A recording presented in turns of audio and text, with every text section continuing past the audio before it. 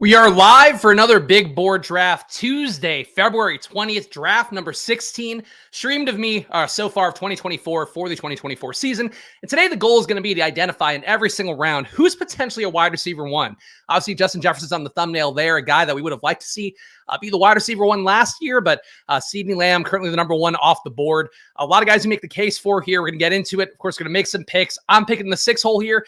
And I am incredibly out of breath from just literally wrapping up a workout. So primed activity here as always on Splash Play. Appreciate all you guys watching live right after the fact. And let's get into it. Get another draft going here. Excited to get another draft. You're in the big board, 200K to first place. Oh my God, I feel like Tony Soprano right now. Because it didn't really kick in until I had to talk is really the main issue I had.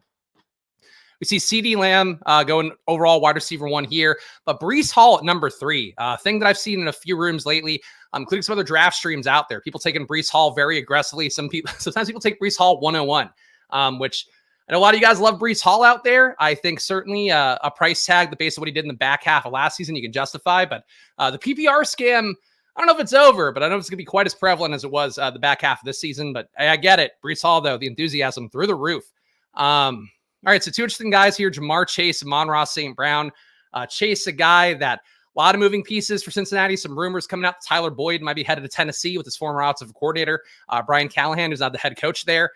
I think we're going to go Jamar Chase here. I have no issue with Amon-Ra St. Brown, but I think that his shot at being a wide receiver one or the overall wide receiver one was this past season with Sam Laporta, another year under his belt. Jameson Williams, hopefully another full year of offseason under his belt without being suspended, not being able to be in the facility for gambling like he was for parts of last year. And then also the chance too that Detroit could add another receiver. I think that for Amon-Ra St. Brown, I wouldn't say the best days are behind him in terms of the spike weeks and all that, but in terms of having a shot to be a 2,000-yard receiver, I just don't think that's ever going to be in his bag. Whereas for Chase, it could be there, especially if Higgins were somehow not franchise tag. For Jefferson, it could be there, whether it be Kirk Cousins coming back at QB, whether it be somebody else like a JJ McCarthy, like a Jaden Daniels going to Minnesota. So for Jefferson, I think he's still got a shot to be that. And I would say for all the guys in the first round here that are not priced to be a wide receiver one, I think the one guy that's kind of the most interesting to make that bet on might be Puka Nacua. I guess I have some reservations with Cooper Kupp being there again. Just that Cooper Kupp obviously was hurt a lot of last year. Certainly had some spike weeks here and there when he was healthy, but I think just him being out there kind of it naturally inhibits Puka's ceiling a little bit. But I would say if we're going to just go off of guys, the youth here, Puka Nacua entering his second year. Garrett Wilson, I don't think has that upside personally. I think if he had it, I think we'd know already. For Puka though, if Kupp went out, if Higbee's not there next year, it's going to be the most likely case. Probably going to have Davis Allen, maybe some other tight ends they bring in free agency or in the rookie draft class. There's not a lot of weapons to go to if we did see Cooper Kupp get hurt again. So for Puka, let's say Kupp got hurt in the preseason. I think that relative to the ADPs, relative to the draft capital for these guys right now, I think the most interesting bet in round one for a potential wide receiver one of the year might be Puka Nacua, which surprises me to say out loud, but kind of thinking through it. I was actually thinking through it just a couple minutes ago while I was working out. I'm like, who am I going to go with for round one? Because Jefferson's the obvious one. I think at some point in his career, Jefferson does hit that 2K per season mark that he's talked about wanting to hit in the past. But for Puka, I think that he's a guy where the youth being on his side, the Matthew Stafford age risk certainly there, the Cooper Kupp stuff we talked about, that's a risk that he just takes away, 9-10 targets a game. But for Puka, there's a good chance his best days are still very much in front of him. So I think that he's certainly the player that I would make the case for in round one. And round two, I think it's Marvin Harrison. Some tough rumors for all the Nico fans out there, which I'm curious to see if it starts to drop his ADP. Mike Evans not close on a contract with Tampa Bay. Houston heavily rumored to be in the mix for Mike Evans. So if Mike Evans were in Houston, that is exactly the kind of player that would deeply upset what Nico Collins does. At the very least, would cut a lot of his opportunity, in half, some fractional amount there in. So just something to keep in mind there based off the latest rumors and innuendo that we talk about every day. All right, so we got Jonathan Taylor, Josh Allen, Rashee Rice, one of my least favorite players to take. Certainly don't want to take him ahead of ADP. I think it's a running back day here. I think we're going to go Jonathan Taylor. I think this is my first share of Jonathan Taylor as well. Can make the case here. Could take Taylor and AR together. Wouldn't hate that. Taylor, Pittman, and AR. Not a bad thing to do either if Pittman were available at pick 30. But relative to the wide receivers here, didn't want to reach for Devontae Adams. I'm never reaching for Rashee Rice. That is my promise to you. If you watch these drafts, I will never reach for Rashee Rice. But Jonathan Taylor, pick 19. I think it's a pretty okay value. That's where he was when he was hurt last year. Not going to play for the first month of the year. So feeling good about that. See the Justin Fields. I did not see any Justin Fields news, Sam, but feel free to drop in the chat. Howard Chase's metrics last year feels like the few spot drop this season is a bit a few spot drop. I mean, he was more efficient in terms of everything he did last year. He's been a negative EPA receiver, I believe, his first couple of years in the league. This was the first year that he was a positive EPA receiver, and he flipped T. Higgins on that, where in the past, Chase was a worse receiver with Higgins off the field, and then Higgins was a better receiver with Chase off the field. This year, Chase is a better receiver with Higgins off, and vice versa did not occur. So, I think for Chase, he's made some strides that I expect him to see. That was my big, concern with him compared to Justin Jefferson. Is Justin Jefferson about the last 2 years been about a 0.3 EPA receiver per play. This year, I don't think I have my NFL sheet up, but I can find Jamar Chase's number in a moment.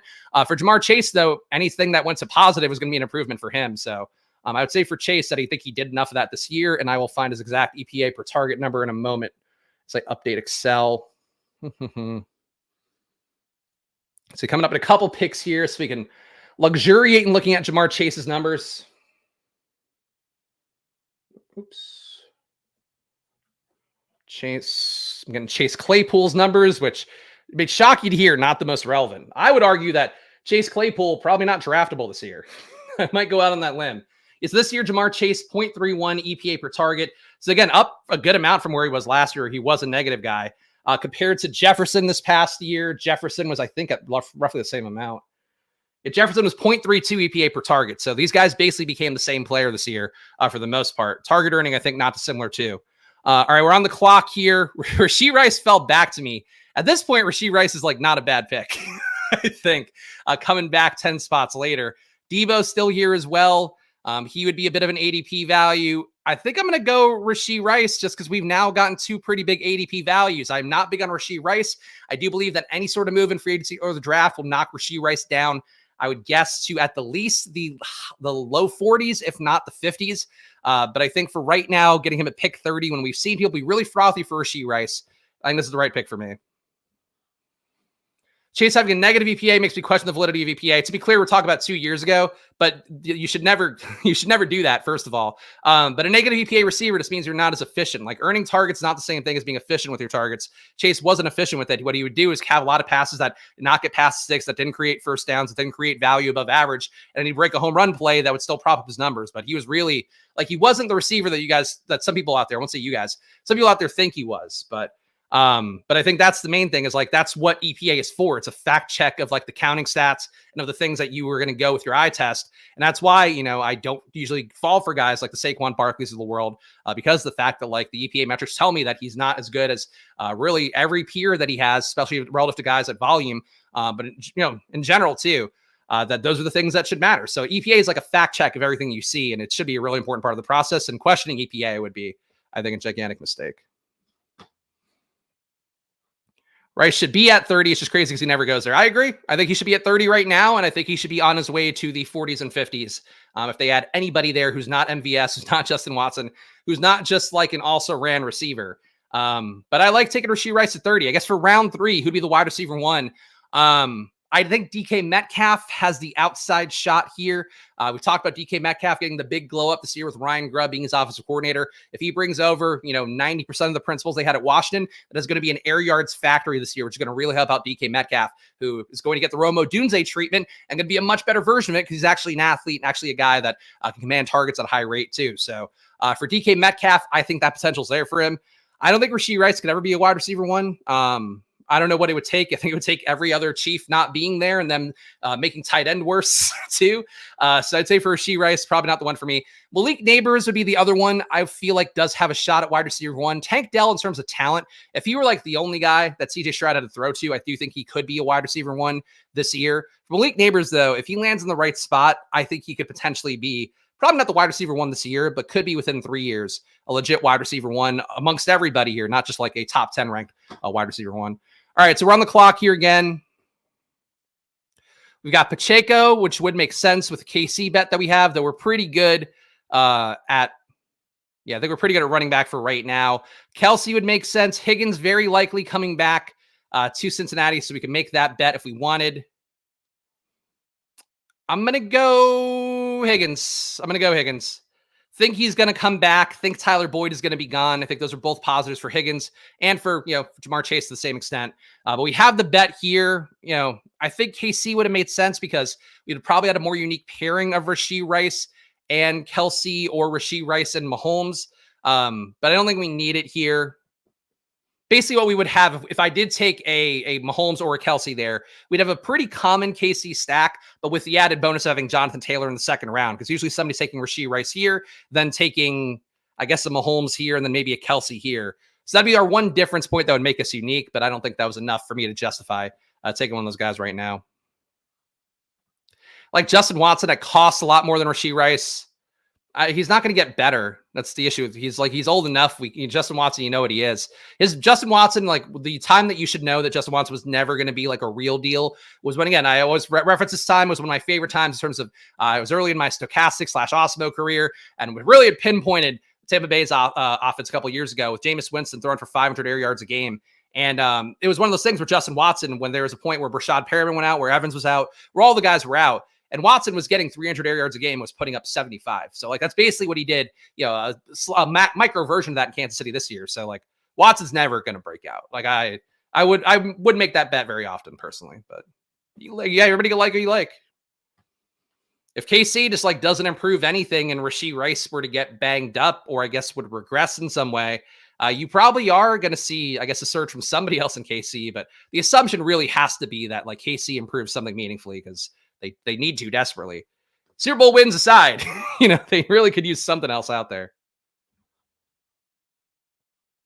But the point is that costs like, a free needle of AIDS still might be a better deal at cost than buying a cure for cancer. Doesn't mean that it's worth buying, I know that's the best analogy, but that's what comes to mind. All right, let's see what we're going to do here. Addison goes to our guy Mad Matty here. Mahomes still here, which wouldn't be a bad pick. We did not take Kelsey, so there was some logic as well taking Mark Andrews. Stroud, not a pick for this team in particular. Mahomes at 54. We just saw this, though. I think I would have to take somebody else with this KC stack to make it make sense for me. Why don't we play Romo Dunze? No, I got to take the Mahomes discount. I'm going to put that, yeah. I can't pass up Mahomes 9 picks after ADP after getting Rashee Rice 9 picks after ADP, which might be the trap here. I think I just made a chalky decision, but getting Mahomes this cheap, I just got a stack that goes around higher on 2 different players. So I can't avoid that. But that's the reason there. And Mahomes, I do think we're entering a stage of his career as well where just don't expect him to necessarily be a guy that's going to be regularly throwing for 300 yards, just because this is a luxury when you become a really great player. You realize that you can have a more efficient 240 yards and rather than a reckless 300 yards. And I think that's where Mahomes is in his career. It's what we saw the growth process be this year. So for Mahomes, I have some questions about it, but I think the hope would be that we add somebody else in the stack that could theoretically be a KC outside receiver addition. And I think that would help this look a little bit better. All right. So I didn't pick a wide receiver 1 potentially in round 4. Who could be the best? You know what? This is going to shock you guys. I think it's Drake London. Drake London, again, coaching staff glow up here, getting some Rams principals coming over who've always fed their wide receiver targets well. I think Drake London has a shot to take a real leap this year.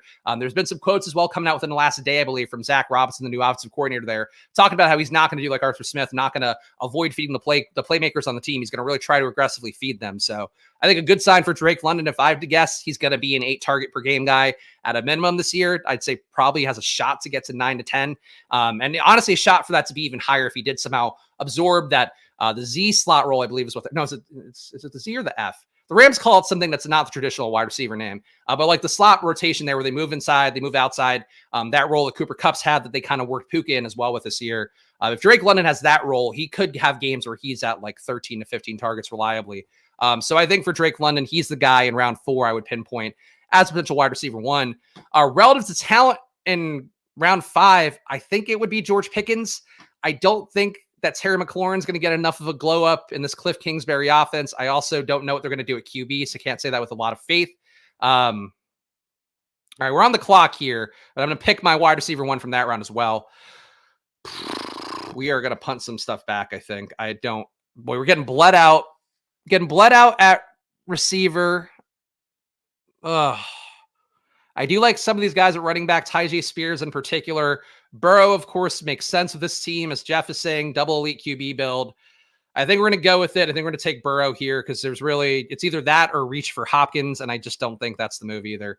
So we have a double elite QB build, as Jeff intimated here. Patrick Mahomes, Joe Burrow, Jonathan Taylor, Jamar Chase, Rashee Rice, T. Higgins is the squad so far.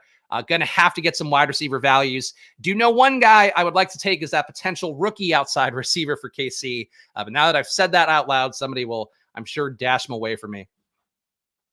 So in this round, right? So in round 5, Pickett seems very undervalued. He's not undervalued because of the Arthur Smith stuff. He's only going to get cheaper as this offseason goes on. If I had to guess, I think Pickens gets to the 70s. Once the full Arthur Smithization of things sets in, maybe depending on who comes in at QB, but if it ends up being like Russell Wilson at QB for Pittsburgh, that is something that's going to lead Pickens to come upwardly. So I think you're paying a premium right now if you take Pickens at 52, especially given that we've seen him in rooms go in the 60s. But I don't think that he's undervalued relative to the Arthur Smith offense that should be coming in. I do think he's undervalued as a potential wide receiver one if we're going to go with this exercise. I think that if he were in the right situation, if you're on the right team, he would have had a shot at being a wide receiver one. Like, he had some really great games for a dog shit Pittsburgh offense last year just because he was able to concentrate targets. We had Deontay Johnson out. So I think for Pickens, out of all the round 5 guys, he would be the one that I think feel the best about potentially being a wide receiver one. But probably not going to happen in Pittsburgh, if I'm being honest. I think Pickens not having a QB is sinking him a little there. I mean, he should get sunk a lot more. Like, this is like, he shouldn't go at pick 52. This is the price he paid last year. And the faint shot that Kenny Pickett was going to be the guy and be the guy that we saw in college at Pittsburgh, like sling the ball downfield. He wasn't that guy. He's probably broken now. And Arthur Smith is not going to be the one that like reconciles him. So I think for Pickens, unfortunately, he might like his shot to be an elite wide receiver, to be like a Justin Jefferson. He's probably got like one more year to do it, but I don't know how he does in this offense. I'll identify some more potential wide receiver ones in round 6 and round 7. But let me make a pick here. So don't expect Mixon to be back in Cincinnati. It does feel like that ship has sailed. Again, we were just so fully bled out at wide receiver, and I'm just not going to make that jump. I'm going to take Brock Bowers. I'm just going to get talent in and hope this works out. Can Cincinnati add Brock Bowers? They could. I don't think they're gonna, but they could. So that's some logic there. But Brock Bowers picked 78. I'm okay with that. I honestly think that Brock Bowers, I would be willing to take Bowers ahead of Kincaid, and I think ahead of Kittle. I don't see a way. This is, of course, me now jinxing everything, I'm sure. Where's some wood to knock on? I don't have any wood objects here. Oh, there's wood over there. Knock on wood. I'll knock on my head. I think that Brock Bowers is going to be better from Dalton Kincaid the second he steps on the field. And I love Dalton Kincaid. I was very big on Dalton Kincaid, but the situation is going to matter. Obviously, if Kincaid or if Bowers comes into an open target tree, unlike Kincaid did, he's going to have a much easier shot as well. But I think the talent is going to be there from day one a little bit easier, and just the ability to do different things as well and to not get played off the field at all. I think Brock Bowers should be there. So I'm okay taking him. Good morning, Spags. We see our guy Tyler coming back after a bachelor party weekend. Glad to see some familiar names back in here. And, of course, all the new ones. So, guys, if you are new or if you're familiar and just not subscribed, please just subscribe down below. Splash Play on that march to 4K subs now, to 5K subs, to 10K subs. And I need every single one of you to be subscribed to help do that. We have about 52% of the people that watch videos on the regular right now are not subscribed. And it's a very simple ask here. I don't spam your subscription page or anything like that. Don't even put out YouTube shorts, because I just let the streams speak for themselves. So if you want drafts every Monday to Friday at 11 a.m., it's be going on all off season long. We're going from February until September is the goal.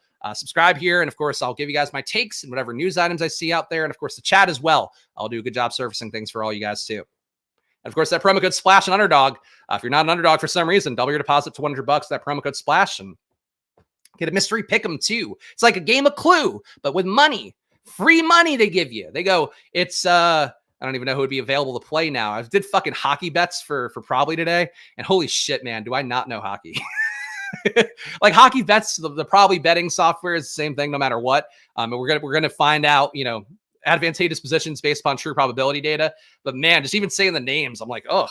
I also didn't know Ovechkin was like 80 now. He looks like he is fucking weathered beyond all years that I thought was possible. All right, so we have Joe Mixon here at pick 81. Do we play the probability? Just keep not taking wide receivers? At a certain point, I think we have to take a wide receiver, right? At this point, we're playing for this upside here. Troy Franklin goes to KC, changes the game here, makes Rashee Rice less valuable, but does hopefully make a Mahomes stack more viable. Troy Franklin, my guy, and I don't want to jinx it, guys, but the rookie perfect game is afoot right now. We've gotten two of our guys, Brock Bowers and Troy Franklin. Can we get the rest of them coming up? I guess we can't get one of them inherently because it would be very stupid to take Jaden Daniels at this point. So I can't throw my rookie perfect game, but we got about 4 innings of a perfect game right now. And we're going to get battered for a home run late. Smash that like indeed. Yes, Bindle's our guy here doing some streams, doing his morning alpha streams. Check out his content as well. Appreciate that. Chubb has to be a huge question mark. He is a huge question mark. I don't even think that's a has to be kind of question. It's just that he's going to be. Likelihood for him is that he's going to end up with about 8 weeks on the sidelines or 8 weeks of being very limited. And then hopefully he can get back to it. But he's at an age where the recovery shouldn't come easily for him.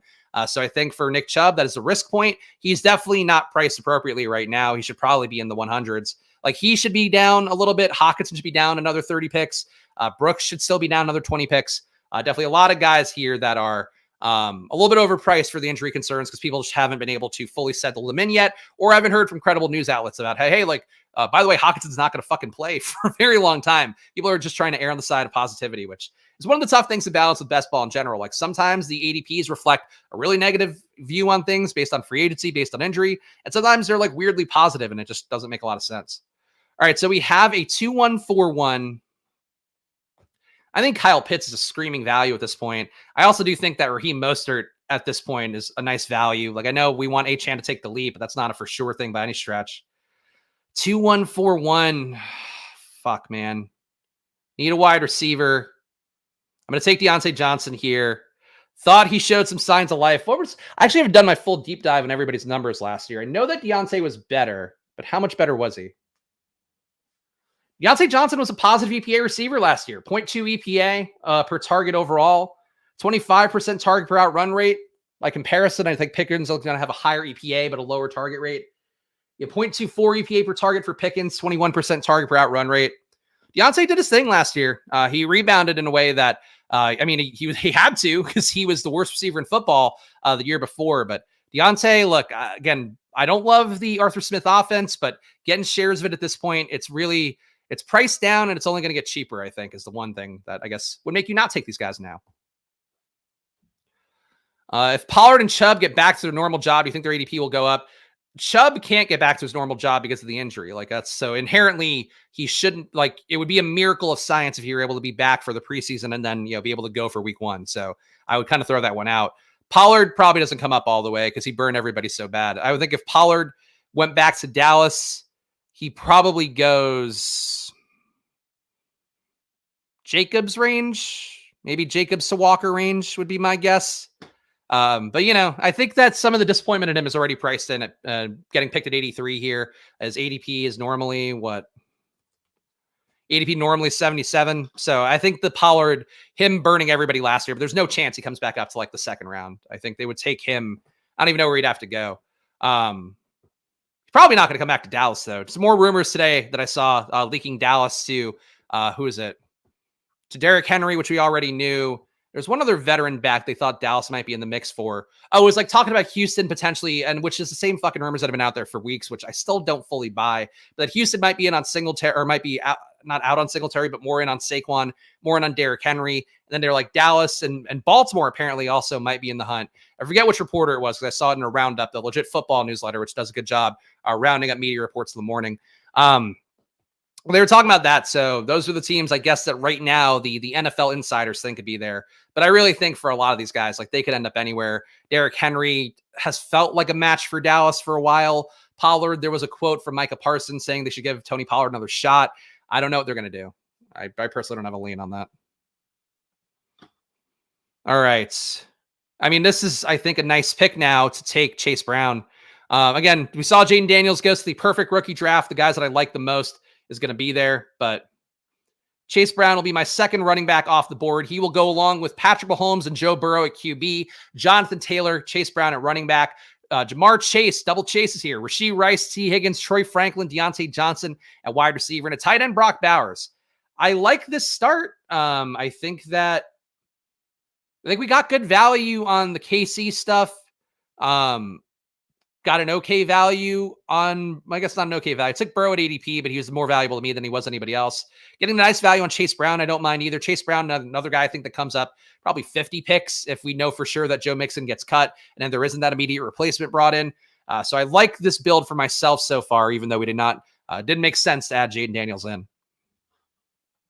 Mostert at 114 seems absurd. I would agree. I think people are really down on him because of being so high on Achane. I think both guys are perfectly valid plays right now. Team is coming together nicely. Always looks great when you get value and land clean stacks. Yep, I feel good about that. I really, the Burrow part of it I'm not crazy about, but I'm pretty confident in Burrow having those guys stack partners. And I think there's a bonus shot of Burrow getting Bowers as his tight end, which would be a positive as well. So we'll take it. They'll said Ayuk was going to be out of San Fran for a first. The Niners haven't said anything about that. But yeah, there's some rumors around that. Even Sauce Gardner was tweeting about how he feels like they haven't been using Brandon Ayuk to his full capabilities because the fact he throw the ball out of bounds so often is what he pointed out. Like you should just be throwing it up for Ayuk, which I think is not an unfair point. Chuba Hubbard, I have some concerns about. I don't think he's going to necessarily retain the role, ambiguous backfield. But we're now 5 picks after ADP, almost 6. So I'm going to take him as my RB3 here, which is okay. I don't know, it feels great, but it's passable. I've been doing the wide receiver 1 thing for each round. Shit. Okay, wide receiver 1. I didn't do it for this round. I think relative to age in round 6, it has to be JSN just because of the fact that he could have upside. Again, new offensive coordinator coming in. I think will be a positive for him. He needs Tyler Lockett to leave. Very unlikely anybody from this round is ever the wide receiver 1 overall again. I guess Hopkins might have been at some point in his career. But JSN, I think, relative to these guys, would be the pick. Round 7's a tough one because I'm in the bag for Christian Watson. Brian Thomas, there is a chance that his target per out run rate was really inhibited by Malik Neighbors being so great. Also a chance he goes to a Dallas and then has CeeDee Lamb playing that Malik Neighbors role for him, taking attention away from him. I think if I had to pick a potential wide receiver 1 out of these 2, I would probably say Christian Watson. I think Christian Watson can have one more shot here. Green Bay really improved at receiver last year with the draft class they brought in. I think that's really just the main thing. Like another year for Dobbs too, seasoning for him was a positive. But I think for Watson, still a shot that he could be a target earner if he's healthy and able to go. I guess the better bet might be on Brian Thomas just because he's an unknown quantity. But for me, my personal bias, Christian Watson, I think out of round 7 guys that we saw drafted here, best shot at being a wide receiver 1. And round 8, I think you know who it is. I don't think we're ever going to see that ceiling from Dobbs. Jameson Williams, I don't think so either. Mike Williams, too old. Sutton, same thing, though even he's not that old. Troy Franklin's the pick in round 8. He's got the best shot to be the wide receiver 1. And what if he goes to KC and he starts getting 50-yard bombs over and over again that Justin Watson couldn't catch last year? Troy Franklin's going to catch him and he's going to house him. So Troy Franklin is my very biased pick as well in round 8. In round 9, who could be a wide receiver 1? I guess it would have to be Josh Downs. It would have to be the Colts lose Pittman, don't replace him, just bring back Pierce, maybe add a tight end who's like a little bit old and doesn't add a ton of value. Josh Downs has proven to be a high value target earner last year. What are his EPA metrics? Josh Downs, 0.26 EPA per target, 22% target per out run rate. Would like to see that be a little bit higher, but he had a big target guy with Pittman out there with him. I think for round 8, I would pick Josh Downs. Don't think it's the most likely outcome to be clear, but we're going to go with a bit here. Got to have different bits every day. All right. Running backs here. You guys know I do despise Blake Corum and what he represents. Kendre Miller, don't mind him. Do need more running backs. Luke Musgrave would not be a bad tight end 2 to add in here. Do you think he'll have big upside in Green Bay next year? This is tough. I'm going to stick with my guns here. I think that Kendre is just undervalued. Another report that I saw this morning as well. Again, the Legit Football newsletter, great way to get your summaries in if you don't have time. I was doing a lot of work this morning and getting my little workout in. So just read the newsletter, felt good about it. But shout out to those guys who were also partners of Probably. But they were talking about in that one that, who is it? That Gabe Davis apparently not likely to come back to Buffalo, or the latest reports from Buffalo beat guys. And apparently they're not likely to pay his price tag, which is expected to be about $12 million a year in free agency. So I think pretty close to that Christian Kirk level for all the people that were engaged in that conversation yesterday. But it does seem like if you're just taking Josh Allen and Gabe Davis at this point, probably better off playing a different outcome with that one. Never understand taking Shakir in the 120s, Gabe 140 easy. I mean, yeah, but I mean, I don't think that. I think that sounded like a very concrete report, but we'll see. Obviously, there'll be more that come out. But I think that was one where it didn't sound like, oh, they're not going to come get him if his price tag is whatever. Yeah, so I would say that for Gabe Davis, I wouldn't take him in bill stacks or take him as the assumption of a bill stack. The good news, like he's probably got other outs because he's likely the best deep ball receiver that's available. But where's he going to go? I don't know. He could be another guy for KC, essentially. Gabe Davis, 12 million for 45. I mean, it's Gabe Davis himself talking about this, so he's entitled to say it. But for Gabe here, you know, I think, Gabe, you were inhibited a little bit by having Stephon Diggs there for as long as you did, and for having a rushing QB. You know, if we saw Gabe Davis go, where's the ideal spot? Goes to Tampa Bay as a Mike Evans replacement. He's probably getting a little more reliable targets there. You probably see Godwin get more targets for sure, but I would think that he gets those Mike Evans targets the same way that Baker Mayfield served him up last year. So I think there's outs for Gabe, and I think that it's possible that he could be better. I think at pick 147, that's a lot of free agency uncertainty for him right now that is just not fair. Again, I don't think Worthy is really a guy. I don't think Adonai Mitchell's really a guy. Our guy Adam isn't in chat, I don't believe, so I don't really think Lad McConkey's a guy, even though that's the one I'm, I guess, most quote-unquote concerned about. Gabe at 147 is like a very good pick, I think. All right, coming up here, 2-4-5-1 build. Probably, oh boy. We're going to do... No, you know what? We got so close to a perfect rookie draft. I'm going to get 3 out of my 4 guys. My 4 guys that I would like to get at cost right now for rookies are Audric Estime, Troy Franklin, Brock Bowers. And if I don't get Brock Bowers, Ben Sinnott is a very cheap version with a lot more risk. Those are my 3 rookies that I like besides Jaden Daniels. And we couldn't take Jaden Daniels in this build because we have 2 very elite QBs. So I think this is close. This might be the closest I get to my perfect rookie draft, but I'm very happy to get these guys.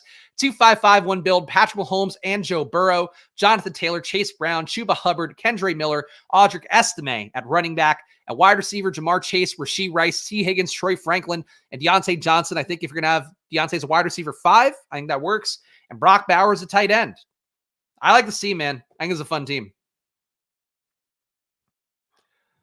Got one team with every Packer except Jones and Wicks, and that'll be the way that if you made it to the finals, you would probably end up losing to a team with Wicks and Jones, because that is how it goes. But you can make the case for Green Bay. Like, Jones, very draftable. Again, if we're going to assume they're going to bring in somebody, I think, to be the A.J. Dillon replacement. But if you did get lucky and then somehow they didn't bring in somebody and they kept an Emmanuel Wilson or Patrick Taylor tier guy with Jones, Jones is probably a bell cow back. So he's very draftable. Watson, draftable. Jaden Reed, think overpriced, very draftable. Dobbs, draftable. Wicks, draftable. Musgrave, draftable. Kraft, I think a little bit less so. But you're talking 7 guys who are draftable on the Packers. So, and they're not all going to hit, like, you know, in the way that you want, especially at the time you want to actually spike a week to win a championship. So, or to win, you know, a tournament. So that's tough, man. But there's a lot of viable Packers. And I think, too, like, frankly, I think they should get rid of Dobbs and just give Wicks more routes. But Love and Dobbs do have a little bit of a special connection dating back to last summer when Christian Watson was not going on the trips to throw some practice balls with Jordan Love, and only Romeo Dobbs was. All right, 2-5-5-1 here. A lot of interesting players. I think Mims is a solid play at this point. It's not a new coaching staff, though. Do I buy the Roman Wilson here for once? No, I can't do that. Mims it is. Like the ADP of all of them besides Love. I feel like if you like the ADPs of all of them, then you should like Love's ADP, because he's still what? QB 1, 2, 3, 4, 5, 6, 7, 8, 9, 10, 11. He's QB 11 in this draft. QB 11 to 15. If you think he could sustain a stack of 6, then like you should be in on Jordan Love, I would think. I have no idea what this is. I don't know. Sacrilegious Sortino ratio? What is... I know Tostinos. I don't know. I don't follow Sacrilegious work that closely. I'm sure it is very great, though. I think Sacrilegious does a great job, but I have no idea what is Sortino ratio is. Sacrilegious is Sortino ratio. And welcome to the family. Sacrilegious is Sortino ratio. That's all I can give you, man. But shout out to the sacrilegious Sortino ratio. I'm sure a great new product, legendary upside. Think Wilson's going to fly up the charts when it's maybe. I'm not shocked that our pal Gamelstein here is a big Roman Wilson fan. A lot of people are these days, but I tend to think for me, I'd like to see more than a few good Senior Bowl reports for a lot of these guys, especially for Roman Wilson. You know, he was a positive EPA receiver at Michigan. It's just the offense didn't throw the ball downfield that often. So we'll see. I think for me, I'm more willing to buy in on Roman Wilson than I was initially, but I think the jury's still out for him, you know, in a lot of ways. But he probably will come up if he does run. You know, if he runs a 4.3, like he'll come up a lot. If he runs a 4.4, probably comes up a little. Oh boy, legendary upside. So it is the Sortino ratio, explaining floor/ceiling to be more balanced to show the true downside or upside in each guy's profile as a ratio to show a different value chart. Okay, I think when you are a content website, I think you do a lot of things to make products. That's what no disrespect to those guys, but I think that's a lot. I think that's a lot.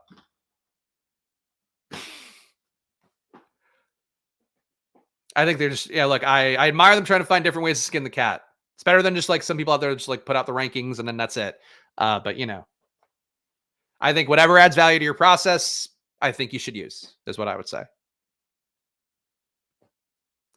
All right, 2561 here. We do need another tight end. Doesn't really need to be either of these guys or these three. Cade Otton, though, like, why is Cade Otton falling this much? Why does everybody hate Cade Otton in this room? I feel like he's perfectly fine. He's not like a stud or anything. He's fine. Cade Otton gets added to the squad. Patrick Mahomes, Joe Burrow, Jonathan Taylor, Chase Brown, Chuba Hubbard, Kendre Miller, Audric Estime. We might actually get some lucky Carolina, New Orleans, Tampa Bay correlation for week 17. Jamar Chase, Rashee Rice, T. Higgins, Troy Franklin, Deontay Johnson, Marvin Mims, and then Brock Bowers and Cade Otton. Feeling Moosey was going to take him. Oh, sorry. Could have taken him for the last 20 picks if you really wanted him.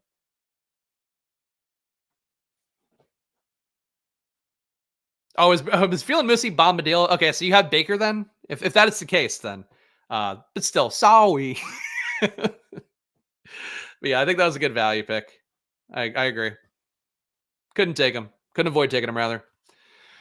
Malik Washington's undraftable. I don't think he's undraftable, but he's a worse version of Roman Wilson. Where he's not going to be a burner, and he's, again, like last year he ran into this issue where it's like there's a million fucking slot guys, so none of them are really going to pop up meaningfully besides like the highest draft capital ones. Same thing this year. It's just like there's always going to be a lot of slot guys. That's why the Marvin Harrison stand out a little bit more. The Troy Franklins, you know, who ran a lot more outside, stand out a little bit more. And Neighbors too. Neighbors is better out of the slot, but he definitely is going to be an outside receiver as well. I think those guys stand out. We talked about Miles Sanders yesterday. Got him at 220 or 210, whatever that was. This guy takes Miles Sanders at 179. So I don't think that's the price tag. You want to take Sanders, no, you can get him a lot cheaper. But again, the benefit there, thing that I'll always say for the new people watching, ambiguous backfields, new offensive coordinator, new coaching staff, always going to be a thing where they could fall in love with Miles Sanders. They could fall in love with Chuba Hubbard. They could fall in love with Bucky Irving, Audric Estime, that he could be the Panthers bell cow back. But for right now, you know, if you're making a bet on Miles Sanders, you're getting him very cheap for the fact that, like, I took Chuba, you know, much higher. Okay, but here, Bombadil. Got it. 12 spot drafting sharp as hell no. Are you the 12 spot, LeBron? Let's see. I don't do team reviews for free. You gotta be a paying member for that. You get 10 a month if you are. Your team looks okay. I don't know why you think it's like that great. It's fine. You got the Philadelphia stack. That's nice. Always good to buy a stack at the same price tag it was last year after it's completely flamed out. That's me just negging your team. But no, your team's good. I don't know. All right. 2562. Dobbins coming off the Achilles. I've had less interest in him in generally, but you know, he's there. Malachi Corley, kind of interesting. I guess the thesis for him would be similar to Rashee Rice, though. Rashee Rice is a much better boundary receiver in college. Malachi Corley just going to be a Wandale Robinson type best case scenario, getting a lot of targets as a small guy out of the slot. Did have the highest target per out run rate out of all the receivers in this rookie class, a 35% rate. Actually, Torrey Horton and Johnny Wilson a little bit ahead, but they ran slightly less routes. The point being, Malachi Corley, 35% target per out run rate in college. The issue, though, as I've mentioned before, 5.7 ADOT per target for him. So very low target stuff, probably more valuable on a DraftKings. But if Malachi Corley goes somewhere smart, he can be useful. So that's my logic for him. Mo, I start that draft every day. What? Oh my God, my mouse just slid away from me. I can't have that. Start the drafts 1 minute before the stream every day. So that's the best time to do it. And usually if there's like a lot of spots, I'll just drop in the chat like, hey, 7 spots remaining, but I would just try to get in 1 minute before. But if you don't get in, like don't come asking me for special pings and stuff, because you got to figure it out on your own. Because frankly, my drafts on stream, I think function a little bit better. The less, no disrespect to our beloved regulars here, my drafts on stream, as a couple people commented yesterday, where we had a lot less regulars in. They're probably more informative if we have less regulars in. So if you can make it in, do it 1 minute before the stream. But if you don't make it, it's a perk. Malachi's a biblical name. Blessed by God, so got to draft him. Easy game. There you go. And that worked out well for Malachi Flynn, former Raptors point guard, who actually has had a couple good DFS months. Can't be mad at him. Back in the days of Fred VanVleet getting ruled out, Malachi Flynn, you lock button his ass. And now I don't even know where he is. Did you ever look at how you did last year on stream versus non-stream? Yeah, we covered that basically every week. For most of the season, I was doing better with my drafts on stream. By the end, it kind of flattened out. But like Spags Stacks in particular, where I spun the randomizer wheel and then drafted a team based off random, that was my highest advance rate for a large portion of the year. But then I think the lack of like having the Kyron, so to speak, not having the Puka in every draft, those were ones that I think hurt those teams by the end. But yeah, I don't know. I cover it in season always. That'll be the goal for every year. Last QB in a 3 QB build, Knicks or McCarthy. McCarthy probably going to get better draft capital. But Knicks, man, that's a good question though, because I do think Knicks is like the better QB who is more likely to be on the field pretty immediately. But I guess if we're going to say like who's got a higher shot of flaming out and being a career backup, it's probably Bo Nix. So I would say McCarthy, but they're kind of the same to me. If somebody takes McCarthy, I would take Nix. If somebody didn't take McCarthy or Nix, I would take McCarthy. Wonder if Treylon Burks will ever break out. Some reports, again, tying Tyler Boyd to Tennessee. So I don't know, but I think Burks' best shot's going to be this year. That's definitely going to be the case. All right, you could use one more running back, not a Jalen Wright guy. Again, don't think Kenneth Gainwell should be free. He's falling even further to a 208 ADP. I feel like he was like 202 yesterday.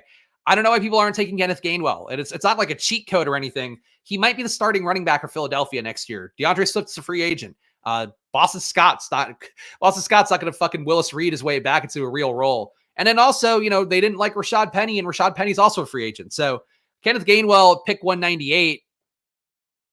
I don't know how he's not a good RB6 for a team like this one. I'll read the team here while we wait for my pick to come back up again.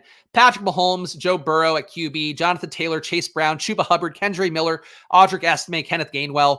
Weird running back room now that I'm looking at it, but a lot of guys that I think could soar upward, where if we know that Chuba's the unquestioned starter in Carolina, which we'll see, new coaching staff, he'll soar up. Chase Brown, if Joe Mixon gets cut, he's going to immediately soar up. Kendre Miller, if Kamara gets cut, instantly going to soar up. Estime, wherever he goes, if he lands in an okay spot, he's going to soar up. Kenneth Gainwell, if Swift isn't back and people know that, he's going to come up. So I actually like the running back play a lot here. Wide receiver, Jamar Chase, Rashee Rice, T. Higgins, Troy Franklin, Deontay Johnson, Marvin Mims, Malachi Corley.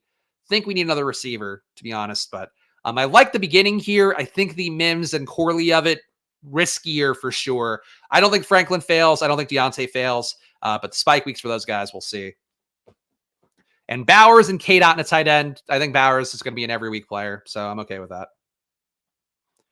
Burks Levis, easy late stack. Burks Levis and Chig, easy late stack. And if you want to make the assumption that Tyler Boyd does go to Tennessee, because I don't know he's going to get courted pretty heavily by other people, that's another one to add on to a late Tennessee stack as well. Honestly, could make that play here. You know what? I don't think that's a bad play at this range, actually, because we need another receiver. There's some guys who are interesting. I think Pierce is still interesting. Noah Brown, free agent. Could go back to Houston, have some spike weeks. Could go somewhere else. Maybe, probably going to get less valuable. I'm going to take Tyler Boyd. 14 picks after ADP. Not dead that he doesn't come back to Cincinnati, but if he goes to Tennessee and he gets himself like an Alan Lazard deal, they're probably going to give him a shot. So I think Tyler Boyd's an okay one. I think we have to really rethink everything with Tennessee now. For, I guess, people asking about Treylon Burks and all that. You shouldn't treat Tennessee like the same team from the last few years, because, again, the coaching staff's completely different. The expectation is that they're going to pass a good amount more, even though Brian Callahan led offense last year for Cincinnati. Definitely lean on the run aggressively with their shitty QB when Jake Browning was in, but still saw Browning dropping back a lot, getting a lot of pass attempts. So I think that a Tennessee stack, I've advocated before for Carolina because of how cheap Bryce Young is. The Giants as well I've advocated for because I do think Daniel Jones should be able to go week 1, and they just can't be worse than they were last year. But I think Tennessee, another one to add in, is just like very easy to put that together late, and people are playing it. I think relative to ADPs, they kind of harken back to Tampa Bay last year. I think Tennessee does, where it's completely different now with a changeover there. And I think that's something where I should be buying more Will Levis, even though I don't think Will Levis is great. He was a willing deep ball thrower last year. So we'll see. And I think he'll be improved. How much? I don't know. Tyler, also a name blessed by God. Trust me. All right, there you go. I drafted Tyler. I got the cosign from other Tylers. You still considering a 3 QB build with your 2 elites? No, I don't think so. I think if Levis had lined up a little bit better, like if he had come back to me here and I could make that bet on Levis with Tyler Boyd, I think I might have made that shot just because that's a news item that came out today and it's, you know, the ADP is aligned for it. But no, I don't think I need a 3rd QB here. I also have to point out, like, just don't draft Taysom Hill at this point. It's not a smart thing to do with him not having tight end eligibility. Is this his QB like 4 or something? QB 3. All right. I guess I could see the logic for why Card Back would do this, or Card Rack. Yeah, it's round 19. All right. You can get away with it around 19. In a BBM, though, taking Taysom Hill in your top 18 rounds, I don't see that one as much. At 52% Bryce Young, gross. That's a lot of Bryce Young. That's a lot of any QB, which I would try to avoid. But yeah, I think that for Bryce Young, it's going to be hard for him to be worse. Again, same thing as we talked about here, and really do think that Dave Canales, and we talked about the hunky offensive coordinator is always going to be a thing, but I think he materially changed Baker Mayfield's career last year, and I think he would have been out of the fucking league if it weren't for Dave Canales. I think for Bryce Young, I think he's going to have a similar glow up. All right, we have Russ here, which we don't need. Fant, which we don't need. Running backs we don't really need. I'm just going to take a shot at Noah Brown, I think. Nope. You know what? I'm going to time out on Russell Wilson is what I'm going to do. Click the wrong fucking thing. Well, you know what? Actually, so here's how I'm going to spin this positively. It's round 19. Who fucking cares? Russ, I think, is live to go to Pittsburgh. I think it's Pittsburgh or Atlanta for him. So Russ with Deontay Johnson could be my 3rd stack here. I can live with it. Am I going to dabble in any other sports this offseason? I'll be playing things. As I mentioned here, I've been playing PGA a little bit off stream. Didn't get they fucking didn't set up my Sims stochastic correctly, so I didn't get to play the NASCAR Daytona stuff. But I play stuff, but probably not doing content for it. I've thought about trying to do an NBA channel, but I think it'd be foolish to start an NBA channel halfway through the season. But I think that's something here where would probably help me convert more stochastic subs. And then also, like, I do have really good NBA projections and data. And also, like, my analysis for NBA has also been really good, but probably not this year because of just too much going on. Probably too much going on for this. I've not done any MLB best ball. I've not done any. Did a little bit last year, like really like a little bit, like a couple entries in each tournament. And I don't know. I didn't really enjoy it that much. But I get it. Like, I think for me, because of the fact that I do football so aggressively year round, I really only have time for so many other things in terms of mental bandwidth. So that's part of it. Where, like, if I weren't giving you guys good content and I was doing PGA best ball streams, I don't know that my value is really there for that. At least right now, you know, things can change. Why can't I find the Drafters app on my computer? Probably because you need to get it on a phone. You just go to drafters.com. I think our promo code still works too. If you already new sign up on Drafters, they have their own version of the tournaments going. It is not a fancy graphic, but promo code splash on there for a $100 deposit match on Drafters, because I don't think they turned it off. Pretty sure it's still going. If Malik Neighbors went to the Titans, would he still be that valuable? Yes, because it's not the same Titans. You got to just fundamentally, again, not the same Titans. Doesn't matter what they did in the past. It's not going to be the same team. There's nothing there that makes it the same, besides, you know, some of the players, obviously. But you're telling, like, DeAndre Hopkins didn't want to play in a fucking slog it out offense. He just got stuck with that.